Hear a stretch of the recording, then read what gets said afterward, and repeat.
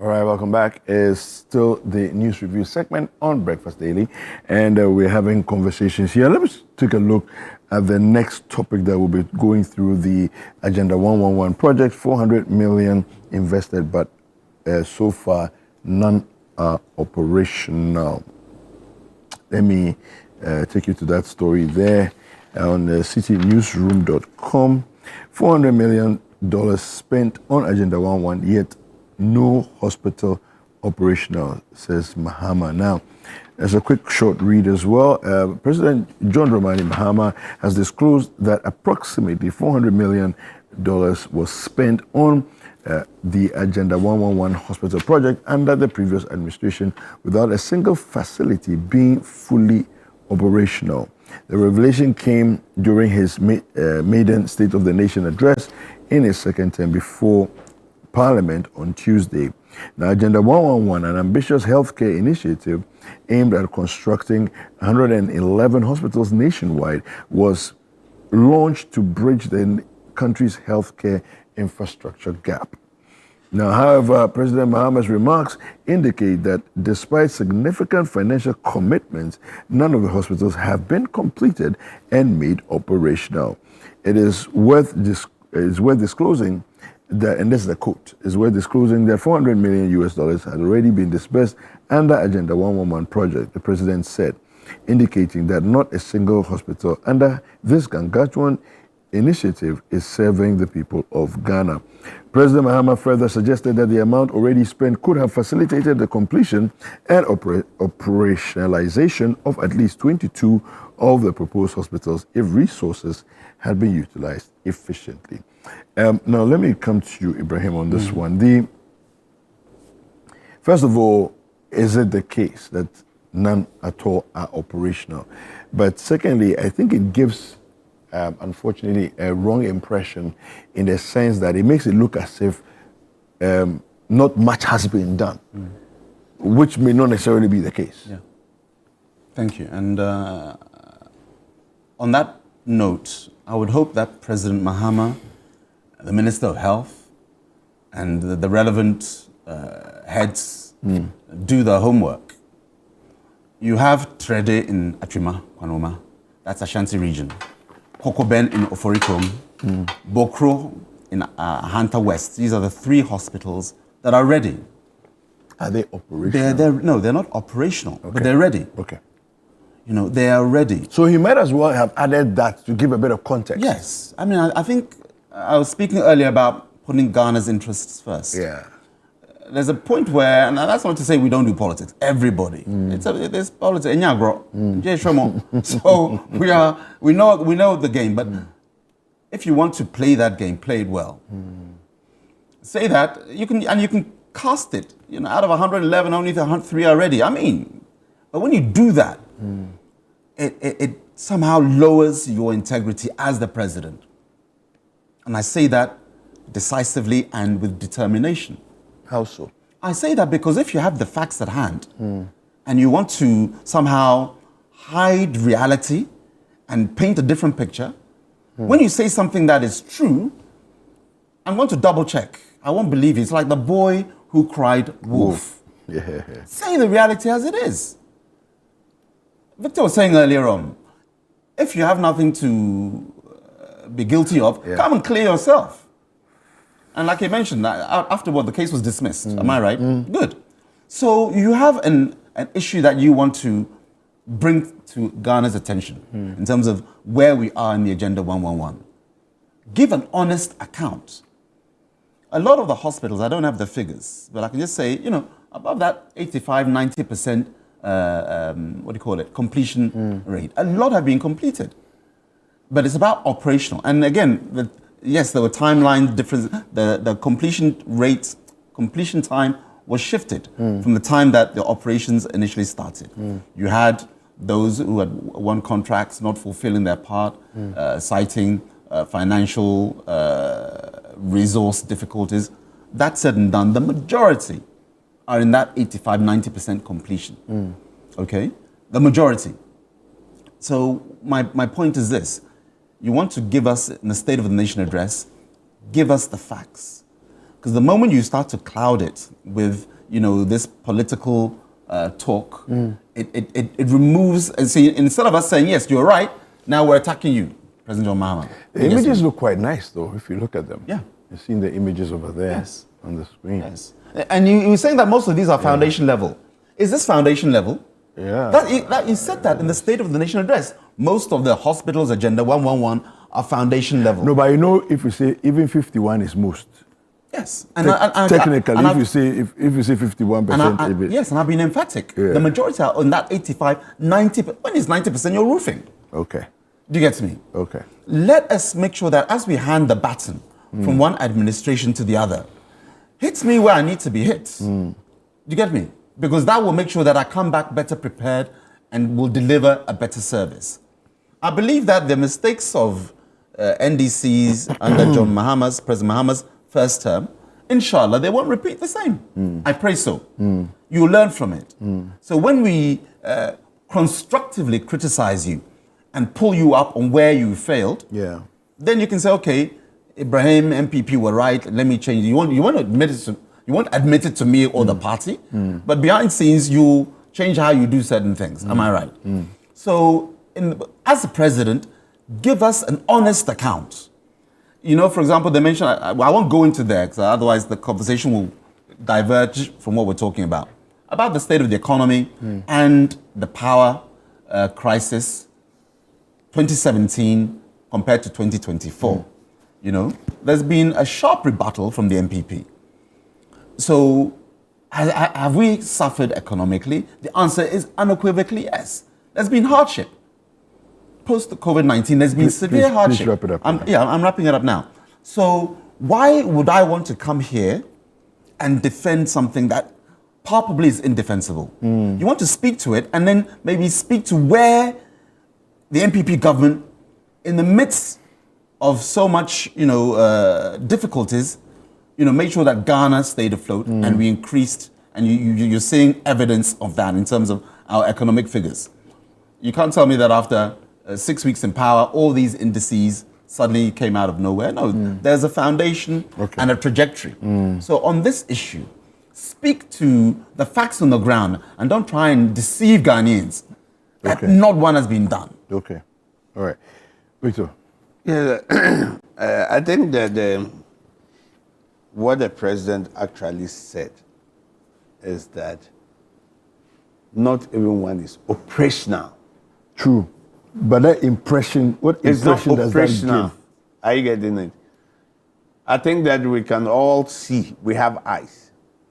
When you travel around the country, you can see the bricks and mortar.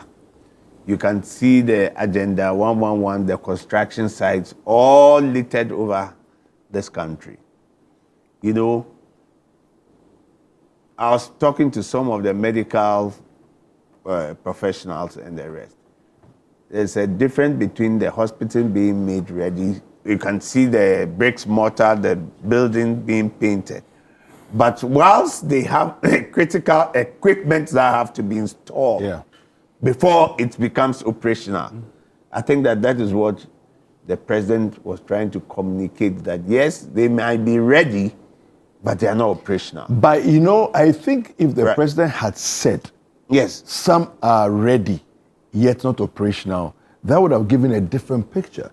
By the way he said it, the phrase he used was not even 400 million has been spent, yet none are operational. It sort of almost gives a certain impression without necessarily saying so. That it is. It's almost as though not much work has been done. Look how much we have spent, yet not much work has been done. I think that is, which is not really the case. No, what he said, that is what even emboldened him to say, I dare anybody to go around this country to see and tell me which of those hospitals are operational. So the operative word here is operational. And that's why I'm saying that, look, I traveled a lot. My work takes me to travel a lot. I see Agenda 111 littered all over. Are you getting it? It was going to be a legacy project for the Akufo-Addo Bawumia government. But unfortunately, and you see, maybe the reason why it's saying that we were promised that it would be operational. I remember Dr. Nsiasari, the presidential advisor. I think they went around and showed pictures that some of them were going to be operational before the end of 2024, which never came to pass, right? So, yes, in as much as I don't think the president wanted to deliberately hoodwink people to believe that these buildings were not put up, these structures were not up. The structures are there. We can see every day. But all he meant was that it was not operational. Looking at the amount that has been put in, and I'm sure he was looking at if we had concentrated on few which were operational, then the rest would, just like how they did the district hospitals. When they started, we had the Fomina, the Bekwai, those hospitals. But those were not completed. Although the structure would show that it's been completed, it was not operational. However, the one at Shai, Dodowa, yes. Dodowa became the major one, which was operational. So I think that is the difference. So yes, at the end of the day, all the Ghanaians are looking for is that, and I think the NDC has been clear, crystal clear on that, all projects which are uncompleted will be completed before new ones it started. So it is our prayer that the president has put everything online. He says he would complete them and he will fix the economy. I think all I ask for him is wisdom, knowledge, and understanding, and the strength to be able to discharge what he has promised to Ghanaians. But Victor, I take a quick issue with what the president said, not with him personally. He's saying that the money could have been used to do 22 hospitals. Am I right? Yeah. So I take issue with... Or to operationalize. But we say that as if the 100 plus hospitals within the next 3, 4, 5 months cannot be operationalized. They can. They can, and they will be, by God's grace, inshallah. Why I'm saying, why do I say I take issue? For me, the difference between NDC and MPP is the boldness of our vision. While you're looking at 22, we're looking at 100 plus, because what instigated it? We saw what happened with COVID and how lives were at risk, and we said we have to change our focus on this regional, what do you call it? When I say regional, let's say Accra, Kumasi, Tamale, Takrady, centers on Cape Coast. Dotted across, as opposed generally to just around a few places, regional capitals. Accra, Kumasi, Tamale, and then you may have in Cape Coast, secondly Takrady. The president then, Akufo-Addo, said, no, this thing has to be nationwide. So I'm not hitting John Mahama, don't get me wrong. But I would rather have 111 than 22. I can understand the rationale, but better to have 22 working. If the images you showed just now, and we can see them now. A bed in hand is better than two in the bush. Yeah, but look at the images. The images were two in the bush. It's true. But here's the case. If we were watching these images and they were foundation level, I would say, John Mahama, President, I agree with you.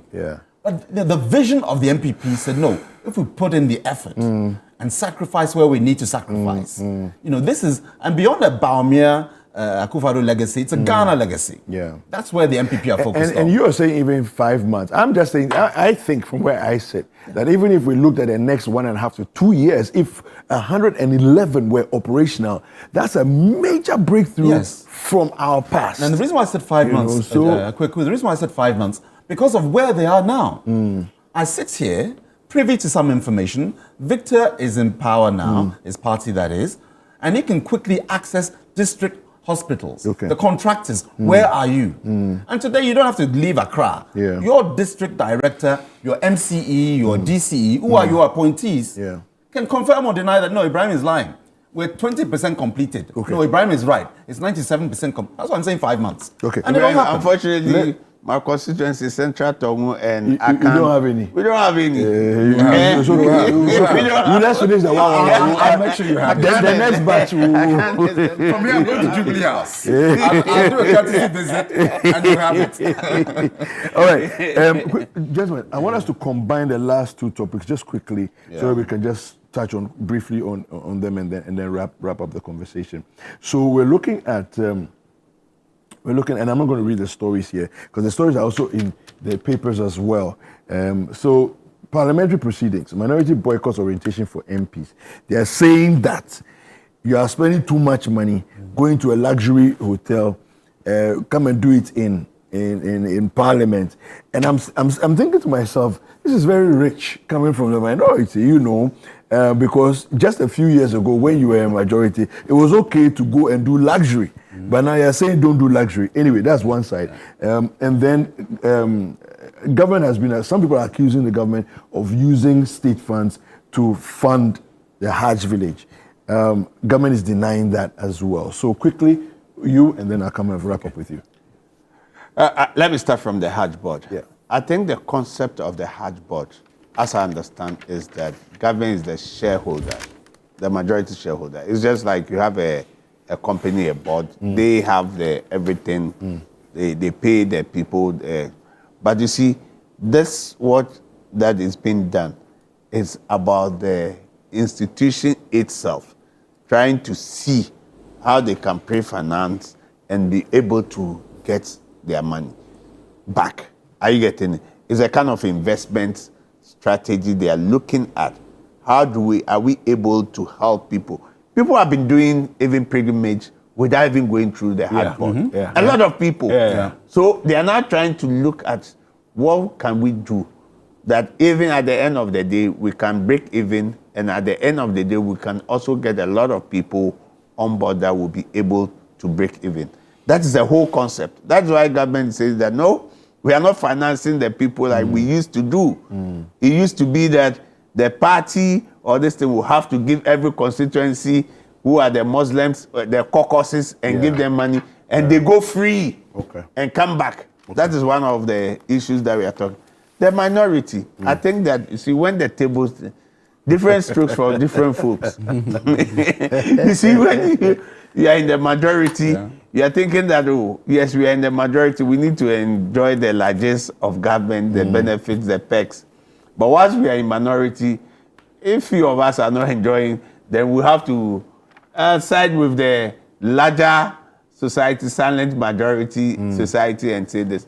But I think that it has always been a standard that every time they have orientation for the parliamentarians.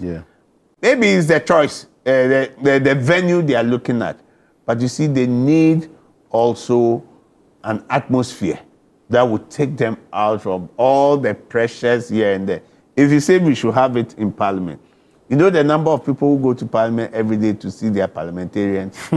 Once you are even in the chamber, they come, somebody comes, they say somebody is in the hospital, we are looking for you. At least when they are taken to a place, they will focus and look at, yes, I think we are in times that there must be austerity. Austerity measures have to be, and I think that government would look at it and protect the purse. Democracy is expensive. That's all. It's expensive. But that is what we have come to see, and we just have to fine-tune it and make sure that it does not cost us too much. All right. Okay, thank you. Please, you. On the Hajj, Yes. it's for the, not the board itself. The Hajj board, as we have it, is an ad hoc committee. It is not a proper board so constituted. Now, the issue that we're talking about, government funds, is to do with the construction of a permanent Hajj village, which was started in 2017. So, by President, former President Akufo-Addo and former Vice President Alhaji Dr. Mahamudu Bawumia. So that's what this issue is about. And the contract was given to Mawums. It's a Ghanaian company. They've been known for constructing the stadia, I think, at Legon. The one we had for the Africa Games, that was Mawums, who were one of the He's done a lot of He's done a lot, and he's Ghanaian. He's Ghanaian. and that it's important that we always look to ourselves when involved in such contracts. So that's where the issue is. And the commentary has been that, give credit where it's due. As I mentioned before, and we'll get there. When you hand over a baton, let's say in 5 months' time, President Mohammed operationalizes one of these Agenda 111. Yeah. Yes, your name will be on the plaque. Yeah. Am I right? As the one commissioned. As the one who commissioned it and operationalized it, but then give credit to, I'm hereby doing this, started and completed by former President Akufo-Addo. I mean, it won't remove anything. No. And then likewise, inshallah, when MPP comes back, you do the same as we did from 2017. Yeah. It will really help us in that area. And in terms of the Hajj board, those going free, all it is, and I'll tell you what it is, 200 people. Government gives financial assistance, okay, to 200, I hope you're getting it correct, 200, not 2,000. Okay. Two, Financial assistance to 200. Yeah, and by financial assistance, I mean you pay for the ticket. And you catch them across the government institutions. So those in the military, those within the nursing or the healthcare, the police, army, fire service, immigration. The Muslims within those ones are also given those complimentary tickets. And of course, you'll find those affiliated to party and government also having access. Okay. Every member, sorry, it's 1,000. I stand to be corrected. Yes. It's 1,000, not 200. Okay. It's 1,000 people. Okay. Between 800 and 1,000, depends. Every member of parliament is given one slot. Okay. So you can recommend. There no is 275. You can recommend somebody. Yeah, and a member of okay. parliament is allocated one slot. Okay. So his or her constituents can do the Hajj gratis, free. It's 1,000. Forgive me for my error. It's 1,000 tickets out of 5,000 or 6,000 that travel. So if 5,000 people go on Hajj, know that 4,000 of them paid their own way. Okay. But some people have this thing that government is airlifting everybody. It is never the case. Okay. Government says, here's my widow's mite to government institutions. I think it's a fair thing. And that's how it is. Yeah. But in Nigeria, that thing is not there at all. Everybody funds your own way. Funds your own way. Okay. And inshallah, we'll get there. Because when we do Umrah, which is the lesser Hajj, government doesn't pay. Okay. People go to Umrah by so this is themselves. the There's no main Hajj one. board at all. You find your agent, you book your ticket, accommodation, and you do the lesser Hajj, which is called Umrah. Thank So you. we'll get there. Right. And lastly, on the one, you're right. This one, I agree with you. This, I don't have to split hairs. One, you're pleading, what do you call it? Profligacy. I'm talking minority. Yeah. Okay, and you can say the same thing to us then. Now you're saying austerity. I'm now back to the NDC. So why go down this route? Do you get me? Look of you. That has been the permanent venue they've been going. The other one, It's still the same. the other one, I think I can't argue for, I can't argue against. Okay. Pray that maybe me and Victor should have these things. One of the things I always ask simple is that, I think when the MPP came in those days, there were some institutions, their salaries, the chief executive. Then they said, we have to slash it down. Then one said, the people enjoy the same thing. We have come, you want to slash it down. No, you can understand that. You see, so when it is your time. I know. Thank you very much, gentlemen. Thank you so much. All right, so we're having the news review segment, conversations with Ibrahim Ejay. He's a former assistant secretary at the office of the former president, and Victor Kojogan Adawudu. He's a member of the NDC legal and communications teams. We're going to take a quick break. When we come back, there's more Heritage Caravan moments and more Heritage on Air series conversations up.